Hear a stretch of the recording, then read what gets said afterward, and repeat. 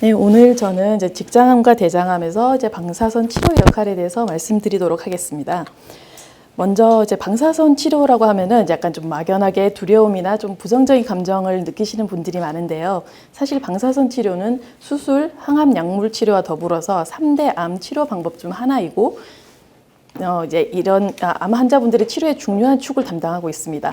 그리고 실제로 방사선 치료를 통해서 많은 환자분들이 병을 조절하는 데 도움을 받고 있습니다. 그래서 오늘은 저는 방사선 치료가 어떤 건지, 그리고 어떻게 진행되는지 설명을 먼저 드리고, 대장암, 직장암에서 방사선 치료가 어떤 역할을 하는지 말씀드리도록 하겠습니다. 자, 방사선이 무엇인가요? 방사선은 이제 정의를 보면은 공간이나 물질을 통해서 에너지가 전파되어가는 현상이라고 합니다. 처음 이제 발견했을 때 눈에 보이지 않는 미지의 빛이라고 생각해서 X선이라고 이름을 붙였다고 합니다. 이 방사선은 눈에 보이지도 않고 냄새도 없고 느껴지지도 않습니다. 이 방사선은 이제 자연 방사선과 인공 방사선으로 나뉘는데, 자연 방사선은 이제 자연적으로 발생되는 방사선으로서 이제 모든 곳에서 사실 발생을 하고 있습니다. 우주에서도 오고, 우리 몸 둘러싸고 있는 콘크리트 벽에서도 오고, 음식물에서도 나오고, 심지어 제 몸에서도 이제 방사선이 나옵니다. 반면 인공 방사선은 이제 특정 목적에 의해서 인공적으로 만들어진 것으로, 대표적인 시설은 뭐 원자력 발전소도 있고, 우리가 지금 가장 흔하게 접하는 것은 이제 의료용 방사선이 있습니다. 이런 진단용으로 쓰는 엑스레이나 CT 같은 것도 이제 방사선 종류이고, 그다음에 우리가 오늘 말씀드릴 암 치료할 때 쓰는 이제 치료도 이제 방사선인데, 이 두 진단 방사선과 치료 방사선의 차이는 사실 기본적으로는 엑스레이라는 똑같은 성질인데, 이제 에너지를 어떻게 조절하냐에 따라서 에너지를 약하게 하면은 엑스레이나 CT로 검사를 하게 되는 거고, 많이 쓰게 되면은 이제 치료를, 암세포를 없애게 될 수 있습니다. 자, 방사선 치료는 어떻게 해서 암세포를 죽일까요? 이제 간혹 어떤 분들은 이제 방사선으로 열을 내서 태워서 없앤다고 생각하시는 분들도 계신데, 기전은 전혀 다릅니다. 방사선을 쪼이면은 방사선이 암세포를 통과하면서 그 안에 있는 DNA를 손상을 시킵니다. 그래서 암세포는 이제 빨리빨리 좀 세포 분열을 해서 자라려고 하는데, 방사선으로 DNA가 이제 손상이 되면은 이제 세포가 분열을 하면서 이제 이게 제 기능을 못하는 이제 세포를 만들게 되고, 그래서 이제 그 세포는 죽게 됩니다.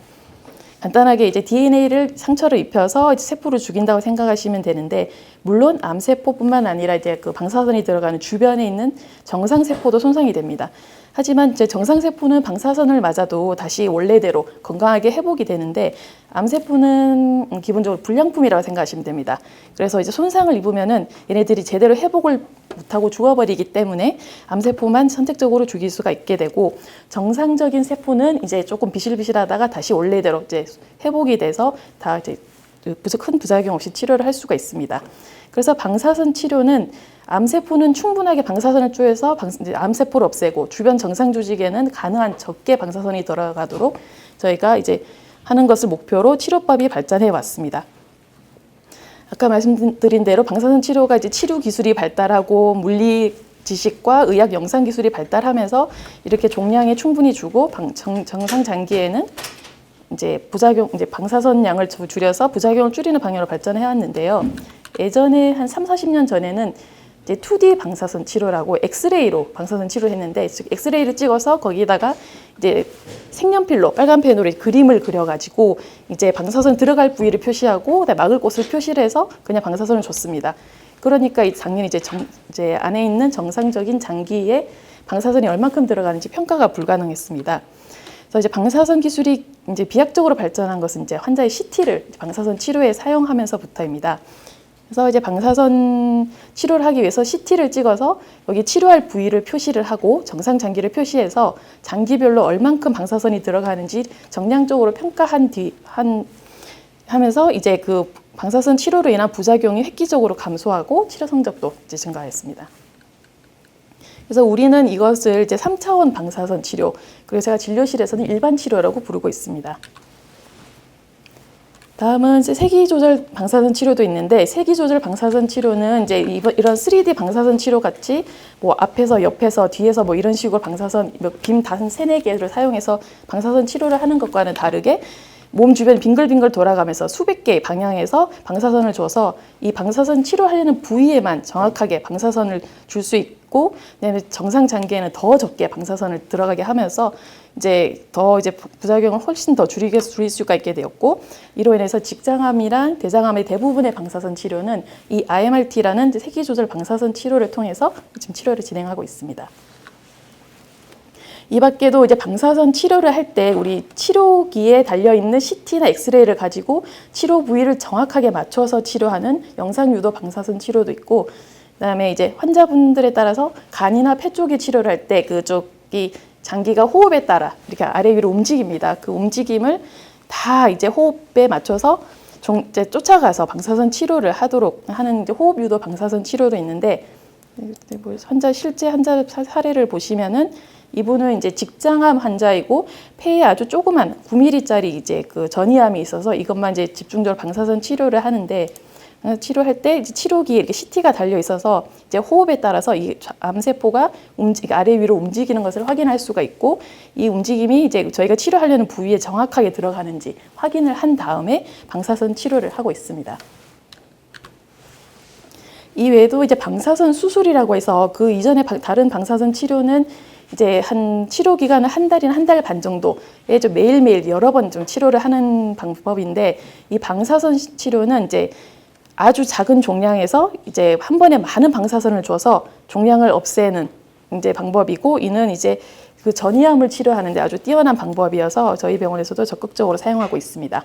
그래서 뇌에 있는 전이암을 치료할 때는 이제 전이 방사선 수술이라고 하고, 그다음에 간이나 폐나 척추 이런 데 전이가 있는 경우에서는 체부 정이 방사선 치료라고 저희가 부르고 있습니다. 이렇게 방사선 치료에도 여러 가지 다양한 방법이 있고, 그래서 저희 과 진료로 오시게 되면은 환자분들 개개인의 그 질병 상태나 치료 목적 등을 고려해서 가장 최적의 치료 방법을 선택하고 있습니다. 그다음에 이제 방사선 치료가 어떤 과정을 통해서 이루어지는지 말씀드리겠습니다.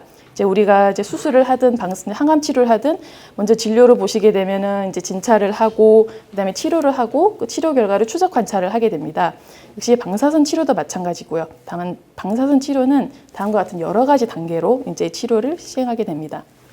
그래서 모의 치료, 치료 계획 설계, 그다음에 계획 점검, 그다음에 방사선 치료인데, 이 중에서 환자분이 실제로 참여하는 거는 모의 치료와 실제 방사선 치료 받는 과정이고, 이제 이런 치료 계획 설계나 계획 점검하는 과정에서는 저 같은 이제 방사선 종양 전문의와 이제 의료 물리학자, 방사선사 등 수많은 의료진이 함께해서 치료 계획을 만들게 됩니다.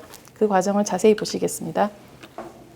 먼저 내과나 외과 교수님들이 저한테 이제 방사선 치료의 필요성에 대해서 이제 문의드리기 위해서 저한테 진료를 주시면은, 저는 환자분을 뵙고 질병 상태나 환자 상태를 파악하고 방사선 치료가 필요할지를 결정을 하게 됩니다.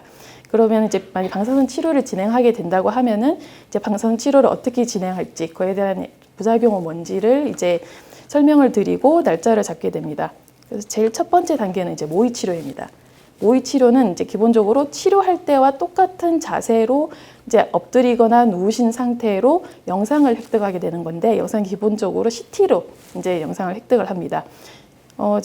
저희 이제 직장암 같은 방사선 치료를 할 때는 이제 골반, 엉덩이 쪽을 치료를 하기 때문에 이제 주로 엎드려서 치료를 하게 되고, 이제 치료할 때 이제 최대의 그 자세의 목적은 이제 소장에 방사선이 적게 들어가도록 하는 쪽으로 이제 지금 이제 자세를 취하게 되는데, 먼저 환자분이 치료나 모의 치료를 하시게 되면은 이제 치료 전에 물을 마시고 2시간 정도 소변을 참습니다. 그러면은 그런 방광이 이제 소변으로 채워지면서 소장을 이제 골반 위로 들어 올리게 되고, 이 상태로 이런 벨리보드라는 기구 위에 엎드리게 됩니다. 엎드리면은 여기에 구멍이 있어가지고 이 구멍에서 이제 윗배가 위에처럼 이제 배가 이렇게 쭉 처지게 되는데요. 이럴 때 뱃살뿐만 아니라 소장 같은 장기도 이제 처지게 되면서 이 방사선이 들어가는 부위로부터 이제 장을 이제 이동을 시키게 됩니다. 이렇게 해서 방사선 어쨌든 치료를 위한 자세를 만들고 CT를 찍어서 이제 방사선 영상을 획득을 하게 됩니다. 그 다음에 이제 이때 모의 치료에서 획득한 CT로 이제 약 일주일에 걸쳐서 치료 계획을 설계하게 되는데, 이때 얻은 CT를 가지고 저희가 이제 치료 부위, 여기를 치료할 거라면 치료 부위를 이제 한 땀 한 땀 다 그림을 그리고, 방광이랑 이제 소장 같은 정상 장기도 그림을 그립니다. 그리고 나서 이 그림을 가지고 저희가 이제 컴퓨터로 시뮬레이션해서 치료 계획을 이제 완성을 하는데, 이때는 이제 치료 부위에 얼만큼 많이 방사선이 충분히 들어갔는지, 그 다음에 장기에는 얼마나 적게 들어갔는지 이런 거를 정량적으로 평가를 해서 치료 계획을 완성을 합니다. 이 치료 계획을 완성한 거를 바로 이제 치료로 들어가는 게 아니라 이제 한 번 더 이제 점검을 하는데, 인체 팽텀이라 불리는 인체 대용물에 조사를 해서 정말 이게 정확하게 우리가 계획한 대로 안전하게 들어갔는지를 확인하고 치료를 들어가게 됩니다. 자, 이렇게 일주일 동안 치료 계획을 짠 다음에 이제 환자분이 드디어 병원에 오셔서 치료를 받게 되는데, 이때 치료실에서는 이제 환자분이 이렇게 누워 계시면은 저희가 방사선 치료를 하게 되는데, 그 치료 전에 이 환자분들의 그 치료 위치를 먼저 레이저나 여러 가지 도구를 이용해서 부위를 맞추게 되고, 그다음에 이제 환자분은 이제 치료실에 누워 계시고 저희 기사들은 이제 나와서 이제 방사선 치료하기 전에 엑스레이나 CT 같은 거를 검사를 해서 정확하게 우리가 치료하는 부위가 맞는지, 정확하게 맞는지를 확인을 한 다음에 방사선 치료를 들어가게 됩니다. 그래서 방사선 치료는 의사의 확인 후에 치료가 시작이 됩니다. 그래서 방사선 치료는 이제 통원 치료가 원칙이고, 하루에 한 5분에서 10분 정도, 경우에 따라서 한 30분 정도 소요가 되는 경우도 있고, 일단은 한번 시작을 하면은 주말이랑 공휴일 빼고 매일매일 치료를 하기 때문에 주 5회 치료가 원칙입니다. 보통은 한 달에서 한 달 반 정도 치료 기간이 걸리는데, 이때 치료 기간 중에 매주 또는 일주일에 한 번, 아니면 2주에 한 번씩 저랑 이제 면담을 하시면서 치료하시면서 힘든 건 없는지 같이 이제 상담을 하게 됩니다. 자, 그럼 이런 방사선 치료가 대장암과 직장암에서 어떤 역할을 하는지 살펴보겠습니다. 방사선 치료는 크게 이제 암을 뿌리를 뽑는 근치적 치료가 있고, 그 다음에 이제 암 때문에 뭐 피가 나거나 아프시거나 그것 때문에 힘드신 경우 있을 때 그거를 증상을 완화시키는 목적으로 하는 고식적 치료로 시행할 수 있습니다. 그래서 아까 김영욱 교수님께서 말씀하셨듯이 이게 직장암은 골반에 파묻혀 있기 때문에 아무래도 대장의 다른 암들보다는 좀 이쪽 원래 있던 자리에서 재발을 잘합니다. 그래서 이제 재발 확률을 낮추기 위해서 수술 전에 항암 치료랑 방사선 치료를 같이 해서 혹의 크기를 줄이고, 그다음에 주변의 암세포를 제거해서 이제 재발을 낮출 수가 있고, 또 이제 아주 이제 조기 직장암이라도 이제 항문이랑 가까이 붙어 있는 경우에서는 항문을 보존할 확률을 높이기 위해서 먼저 선행적으로 항암 치료랑 방사선 치료를 시행할 수도 있습니다. 아까 말씀드린 대로 이게 수술 전 방사선 치료는 일단은 재발을 잘할 것 같은 암, 그다음에 이제 초기라도 항문을 좀 빨리 좀 어쨌든 보존하고 싶은 암, 이런 경우에서는 방사선 치료를 하게 되고, 저희 병원에서는 이제 이거를 저 혼자 결정하는 게 아니라 내과 교수님과 외과 교수님, 여러 과 교수님들과 함께 다학제 진료를 통해서 환자분 개개인에게 맞는 최선의 치료 방법을 선택하고 있습니다. 수술 전 방사선 치료는 일반적으로 다음과 같습니다. 먼저 이제 하루에 한 번씩 해서 주 5회 해서 총 25회에서 27회 정도, 즉 5주에서 5주 반 정도 이제 방사선 치료를 매일매일 치료를 하고요.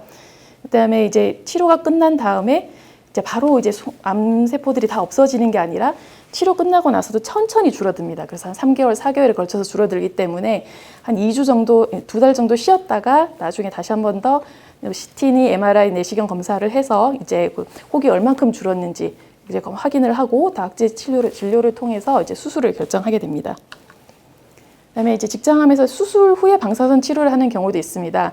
이런 경우도 역시나 이제 수술 전에는 이제 CT랑 MRI 상에서 이제 조기라고 생각을 했는데 막상 들어가서 조직 검사를 해보니까 생각보다 좀 이제 병기가 깊어서 이제 북소 재발 가능성이 높은 경우에는 이런 이제 남아 있을지도 모르는 암세포도 제거하고 재발 위험을 줄이고자 방사선 치료를 시행하고 있습니다.